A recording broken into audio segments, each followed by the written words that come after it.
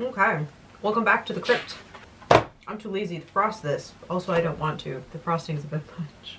We are going to go through the process of doing some reflection on what worked and what didn't in my last bullet journal, which is more journal than bullet.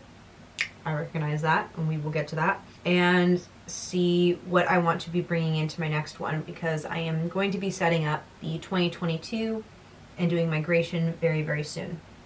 So I'm actually going to go ahead and use these steps that Kaitlin Grey recommends in her video. These are actually her steps. I've modified one or two of the spreads slightly, mostly what she has in her video. I'll link you guys to that video down below. It's her advice for migrating. I love her channel and a lot of her stuff. So if you two have any kind of bullet journaling or any planner and scheduling stuff, feel free to grab that stuff and get it together and get all ready to go. I've got some cookies, some Christmas cookies, and some tea. Let's begin.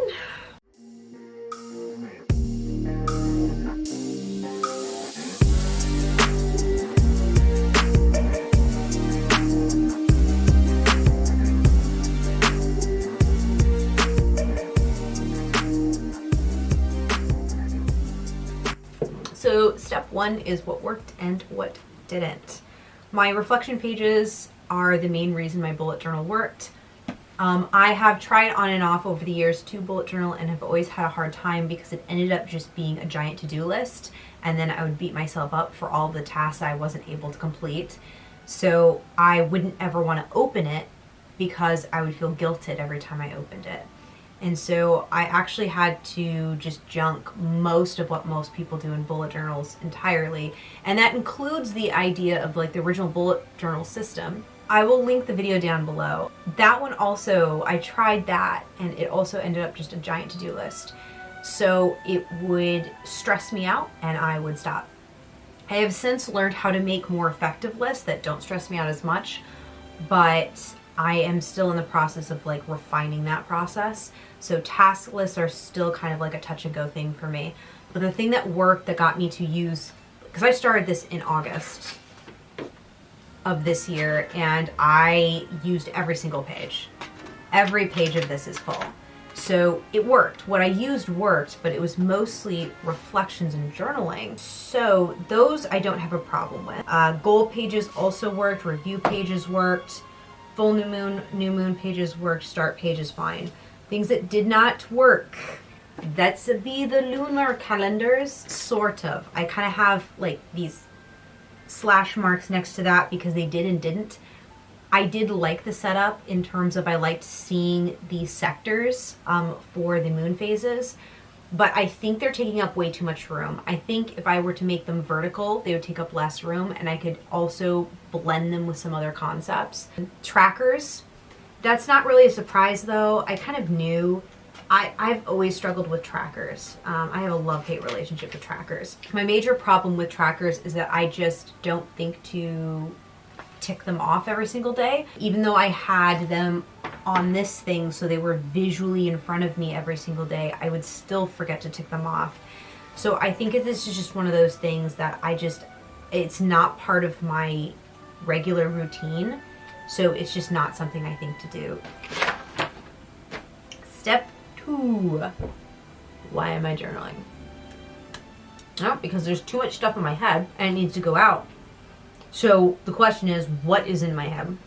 So I have YouTube, social media, life events, memories. I added writing afterwards because I realized I forgot to put that down, which is crazy because most of what I do is writing. But when it comes to planning, I'm not good about planning writing. I just kind of do it as I go. And that's something that I'm kind of trying to phase out. I'm trying to actually sit down and be more intentional. I put that down, but I'm not migrating any of my writing journal stuff. So I'll be creating something brand new. If you're interested in that, go ahead and click the subscribe button and the little bell button down below. And you can be notified when I do upload that video. When it comes to tasks and stuff, I do need a task list of some kind because currently I actually use this manager timetable book. It's got important lists, to-do lists, and then it has a timetable. And I've been using this. I really need to find a way to include this within my weeklies, I feel. How to do that is going to be tricky. So let's go to step 3. This is kind of a mess, and probably I would need to make a whole new one because I have more than what I actually put down here. I have a reading journal, but I don't think I've ever shown you guys my reading journal. It's really, really simple. I don't think I've ever showed you guys this. This is my winter spread for my reading journal. And I have this little, it's not a tracker, I call it a graph because I fill it out the end of everything so I can see an end overview. So it's not something I fill out day by day or even week by week. It's just an overview at the very end of everything. So I just have that as the cover page, and then after that, whatever book I finish, I write a spread about the book. And that's it. All my reading goes in there. I don't put it anywhere else, so it should be okay. YouTube mostly sticks to Notion. Mostly. Some of the scheduling stuff, I also put it in my scheduling book, which is just a bunch of calendar pages. But I use that in conjunction with Notion. The problem is my tasks, because currently I'm using that manager scheduling book for tasks. But I really would rather it be all in one place, ideally. So I really want to move that over into my actual full bullet journal. And I will only use the manager things when I need an actual timetable, because I don't want to put timetables in my life journal. That's just a little bit too much. It's going to take up too much room and it'll stress me out. So I think I'll keep using the manager book, but mostly keep that for timetables. Times when like I have so much going on, like today, that I'm just filming things back to back and it's really crazy. Next page, I really like the spreads page. I actually used the secondary one that she has, which is the 4 different boxes: keeping, adding, removing, modify. I found this really useful because it just stripped down. It's a lot easier for me to visually see.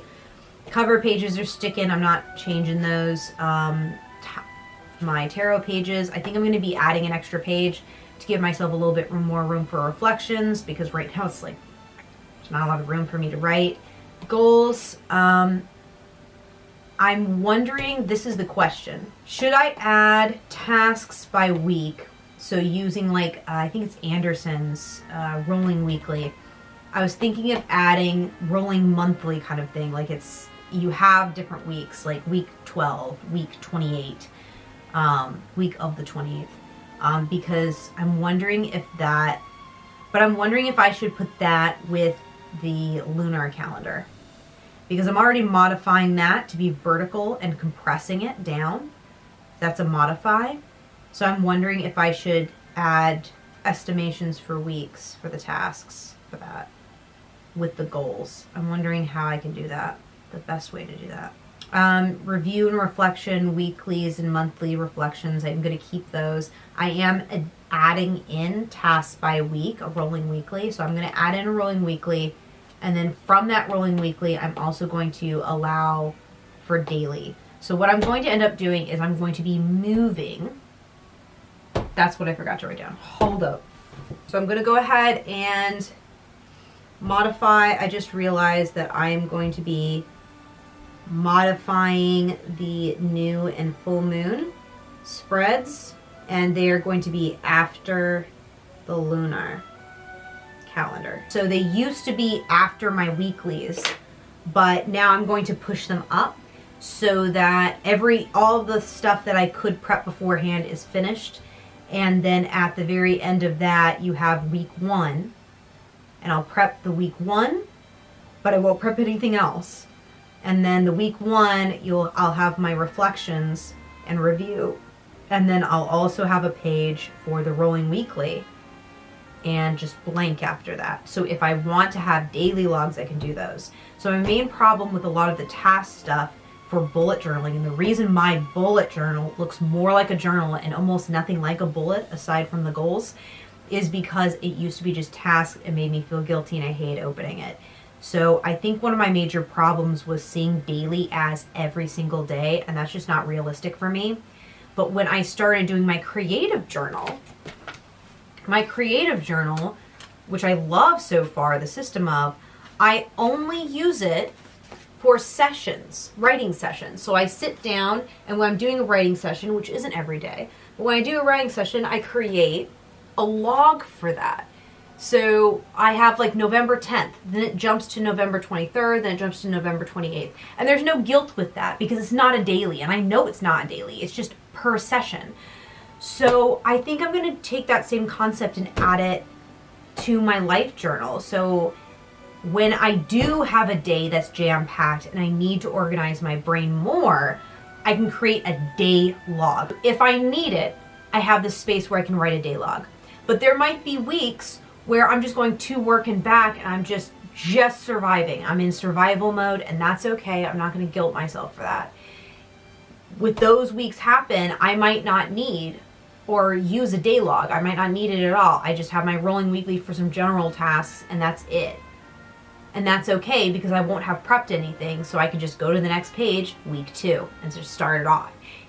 There won't be anything wasted, and I won't be guilted into feeling like, oh, you didn't do these. Well, I don't have to. It's just by log. It's a log. That's it. The only thing out of all of this that I'm completely removing are trackers. I'm not even going to bother with trackers, honestly. I do have a question mark with adding, I might add a month graph at the very end of the month for things I got done, but I'm unsure on that one. So we'll see. I'm still thinking about that. On to step 5 and step 6. Not a lot for step 5. I think the main thing, because I've already planned out the books and where everything is. The only thing that's migrating is going to be my life one. It's migrating into an Archer and Olive, as well as I'm going to be creating an editing book. It's the Mel project. If you want to know what Mel is, again, please hit subscribe and the bell button. You will be notified of the trailer when it launches. I mostly use the Sarasa vintage pens for a lot of my just writing. I use mild liners and permanent markers for headers. It's pretty simple and straightforward. I usually create a color scheme at the beginning of the month, and that's the scheme. Tape and stickers. I feel like I've got all the basics of everything I use, including a few unique things that people send me and I've just gotten over the years. And I think I'm good. I actually don't want to be buying anything else. Crossing all my fingers and all my toes. I want to try and no buy for a stationery for 2022. So unless I straight up run out of something critical, I don't want to be buying anything. So if I like run out of tape, like just normal clear tape, I'll get a roll of tape. But I really want to try not to buy anything. I want to use what I already have, and I want to try to use stuff up. As for my ritual for setting up, I think more Christmas cookies that I have in there, and my white Christmas tea. That is so good. It's from a company here in Japan, and you could only get it at Christmas time. It's kind of hard to get a hold of. Have my Christmas lights on, Christmas music on, warm blankets, and cookies. And I am debating whether or not I should do voiceover for that one, or if it should just be ASMR silence. I could honestly go either way with that video for the 2022 setup. So let me know in the comments, should it be ASMR style? And I should, like, any reflections I have should be, like, written on the screen as, like, an overlay. Should I do voiceover? Like, either way sounds okay to me. Let me know what you guys think in the comments below. And also, did you guys try this? If you have, what are you keeping and getting rid of for your organization for next year? Please let me know in the comments below if you guys do stuff like this. I would love to see it. And thank you guys so much for watching 2022. I don't know how I feel about that. I have no idea what shape this was supposed to be. What is it? I don't know. I think it was a ghost. I always have ghosts for Christmas.